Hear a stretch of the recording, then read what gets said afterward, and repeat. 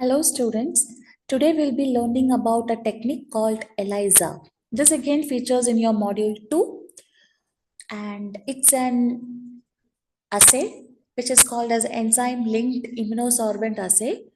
And in biosensors, how it is being applied is like in a very miniature scale, they'll be using the same assay. So first let us learn what the assay means and how it is done. So going forward, let's learn what is ELISA.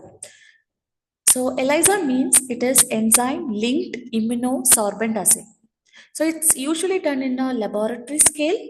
And what you see in this picture is called as a microtiter plate or micro well plate. So this is actually is a 96 well plate. So out of that, like the 50% of the wells are used. So almost 48 wells are used. And you can see a difference in color there. Some are blue and some are yellow. So those yellow denotes the positive reaction and the blue denotes the negative reaction. So you can estimate in a single run of this assay that how many positive reactions are there and negative reactions are there. Mostly this technique is done to check the antibodies and antigens in the solution, and what concentration of the antigens and antibody are there in the solution can also be estimated using this technique. So why the name again enzyme linked immunosorbent assay? The firstly, right, you're using a antigen or an antibody. So they are the component of our immune system, or they can be called as immuno because the antigen recognizes the antibody very specifically. So immuno, the name is from antigen and antibody and the way they are being recognized. Sorbent again, immunosorbent. Sorbent is because what you saw in the last slide is a plastic microtiter plate. And when you coat, either antigen or antibody will be coated on these wells. So when you coat them, they get absorbed to the surface of the plastic. So that is why it is called as a sorbent.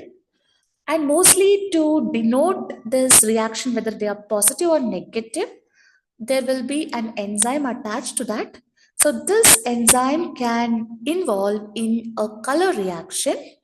So it is called as enzyme linked immunosorbent assay because this enzyme get linked to a antibody or the antigen. And as you know, enzymes are very specific to substrate. When a substrate is added, if there's a positive reaction, definitely there will be a change in color. So let us see some basic terms that they use in the ELISA, which I'll be using in my lecture. So one is a solid phase or the microtiter plate, they call it as. So here you can see it is a 8 into 12 well. So which is almost like it's a 96 well plate, right? So that's a basic thing we require. It's a substrate to do the ELISA testing. Next is absorption. That is usually a antigen or antibody. When we are coating to this wells, they will be diluted in a particular buffer so that they get attached to the plastic surface. Washing. Sometimes when there is a false positive or a slightly linked enzyme, okay, there will be a washing step where you use the buffer to wash the step to remove the unbound reagents in the ELISA. If you don't do this washing step, you may get a false positive or a false negative. And antigen is a molecule, right? So any particle which infects a person, right, it's called an antigen, and they are having the capability of production of antibodies. So antibodies are proteins that are produced in response to this antigenic stimulus. Enzyme conjugate is this, as I told you, the final reaction you need, if you want to find whether it's a positive or negative, you need to get attached to an enzyme. So the mostly used enzyme is horseradish peroxidase. So this will be added irreversibly to the antibody. That is, it's an irreversible reaction.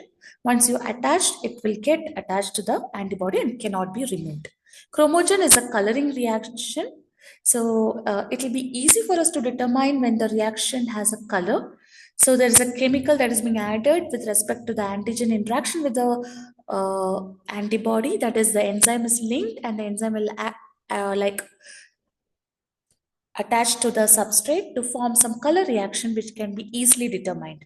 Stopping the reaction, sometimes you feel that the process is to be stopped in a particular time limit, then you use the stopping reagent to stop the reaction between the enzyme and the substrate. Or else, beyond that time limit, more of reaction may happen, which may hinder in our reaction rate as well as in checking the reading. Reading, usually you call it as ELISA reader, which has a spectrophotometric measurement of the color that can happen in the ELISA.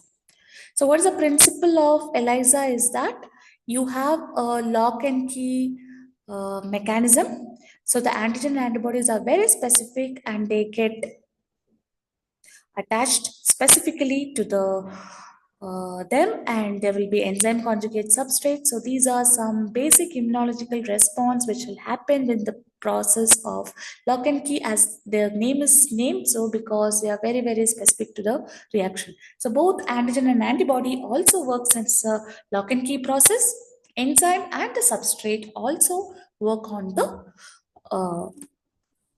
lock and key mechanism.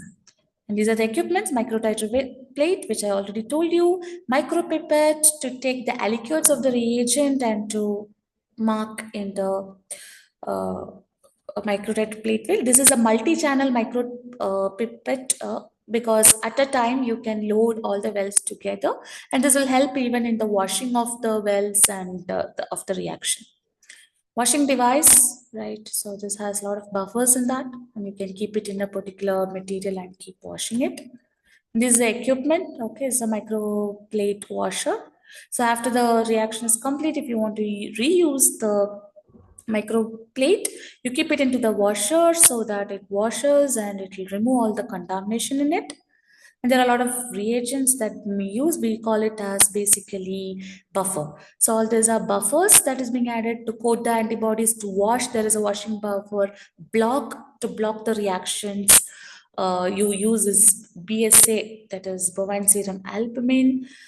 Enzyme, the mostly used enzyme is horse reddish peroxidase. And as I told you, you need a color reaction to determine whether it's a positive or negative. So you have trimethyl benzene. And to stop the reaction at any point or any timeline, you have 0.5 mH2SO4. So let's see the basic principle of how the ELISA work.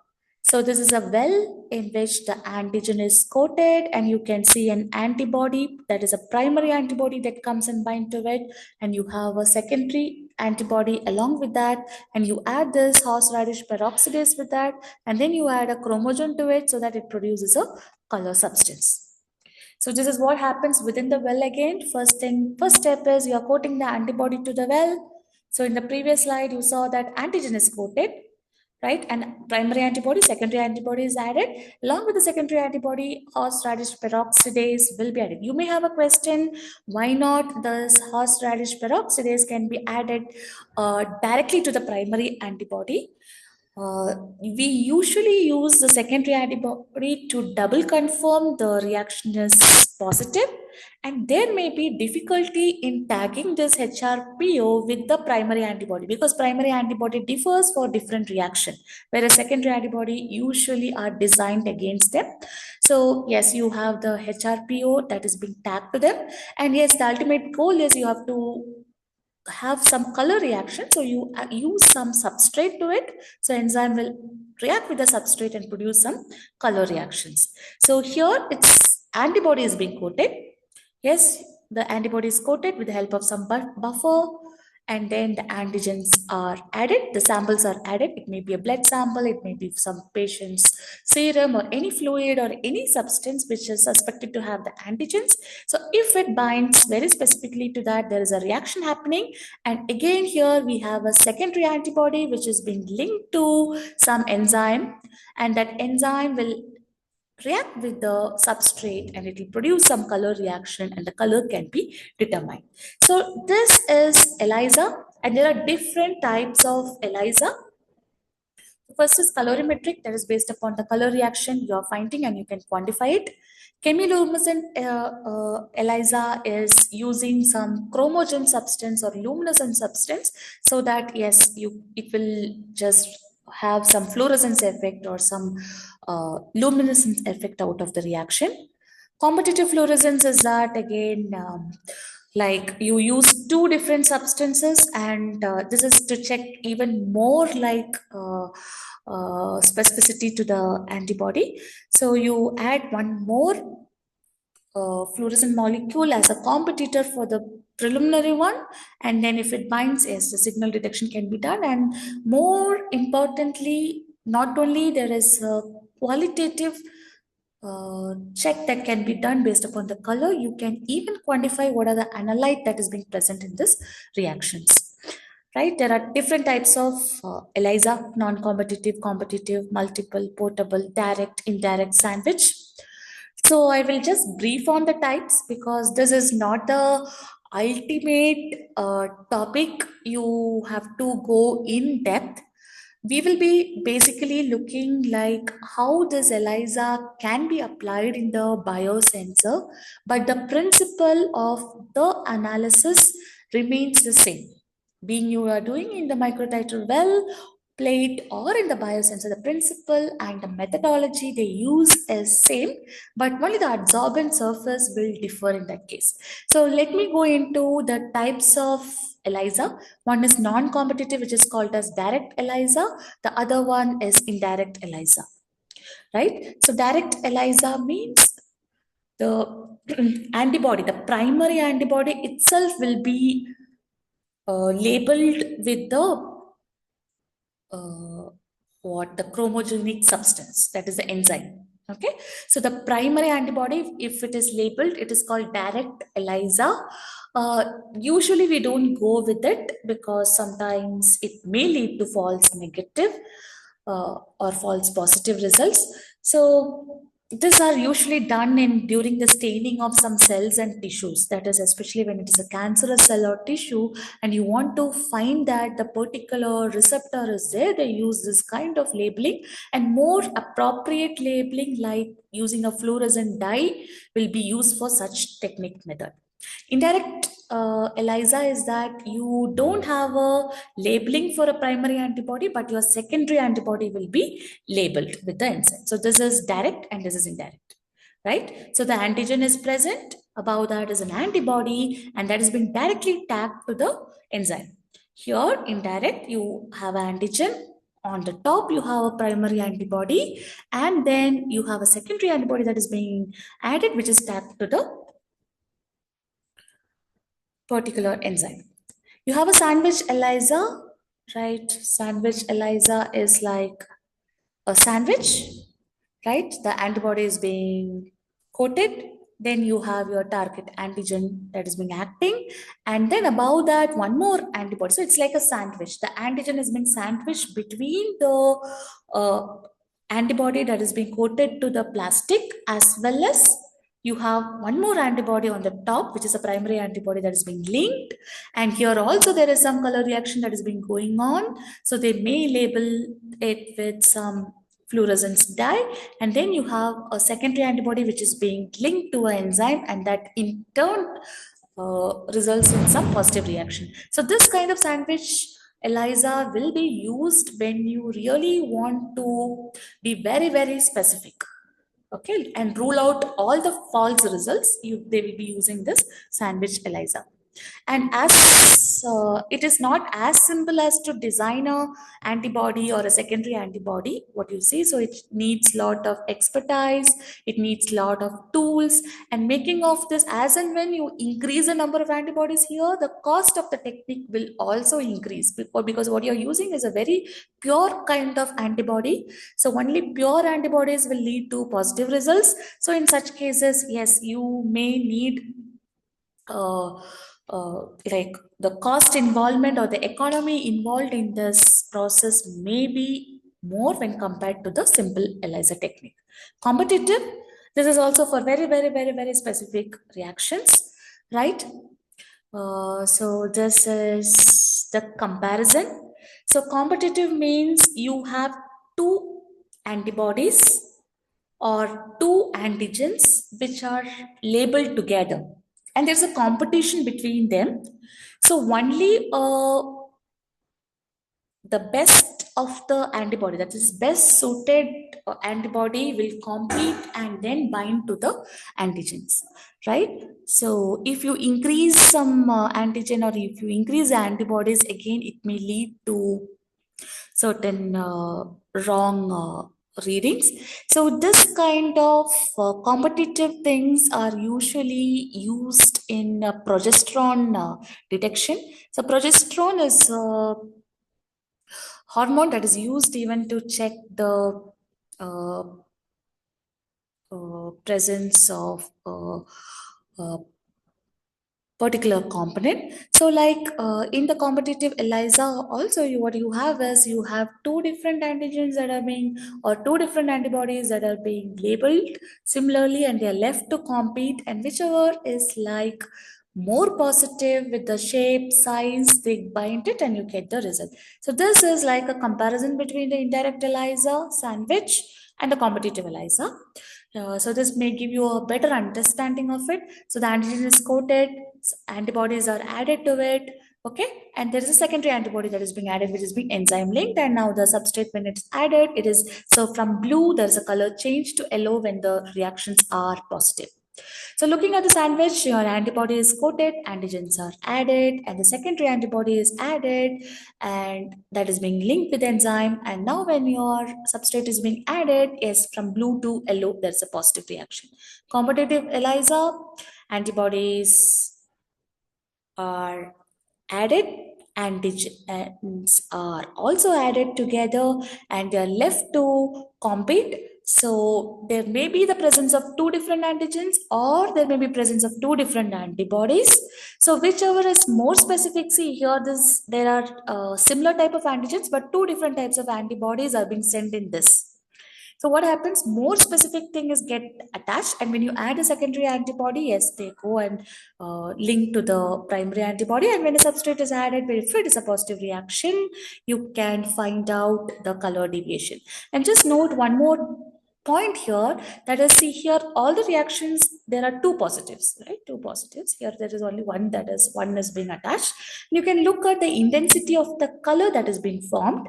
So when there are more positive reaction, the intensity of the color will be darker, which will enable us to find what is the uh, quantity, or the concentration of the analyte that is being present. Here it is lighter in shade, which tells us that yes, the reaction is lesser. So yes, the quantification makes the things easy. So there are a lot of things now, advancement, right? There are a lot of portable ELISAs, and there are very small reactions, more of a spore reaction, and they are being stored in the rack, right? And modified reactions are present.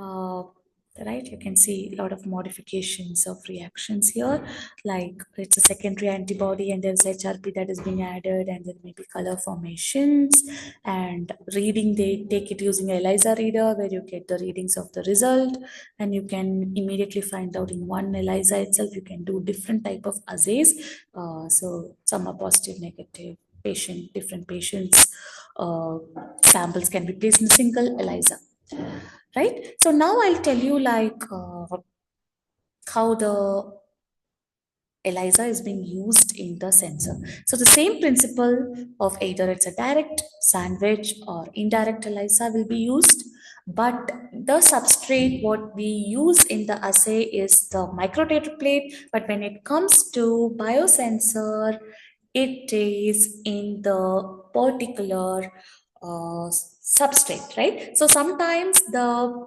reactions are only qualitative, where you can determine using the color formation, right? So you can determine here, there are a lot of color differences. So based on that, they see the negative or positive reaction.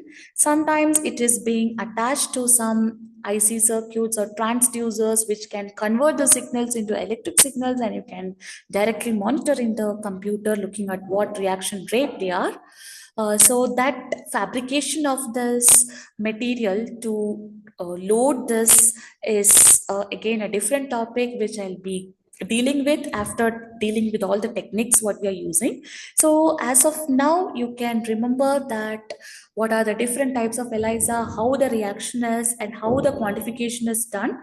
So very basically, the quantification is done based upon the color reaction. So as the intensity of the color increases, the absorption of the quantum of light that is being absorbed by the uh, reactants will differ. So based on that, you get a quantified data like this. So you can see here, so there's a concentration here and what is the mean value. So using spectrophotometer, you can find out that yes, the reading keeps increasing as the concentration increases. So this is in synchronizing with the whatever color that is being formed here. So you can find the difference of color. Based on that, your reading will differ because the absorption of the light differs based upon the color formed or the presence of the analyte there. So based on that, you get the reading, and the same concept will be used after fabrication in a particular sensor, which the fabrication of the sensor we will be learning in detail in further classes. So that's all for today. Hope you understood what is ELISA technique, which is enzyme linked immunosorbent assay, which can be easily used and very specifically used for antigens antibody, and the application of this are mainly in disease diagnosis, which I may brush upon on certain diseases as a case study in the further classes. Thank you for joining, and I am ending the class here. Thank you.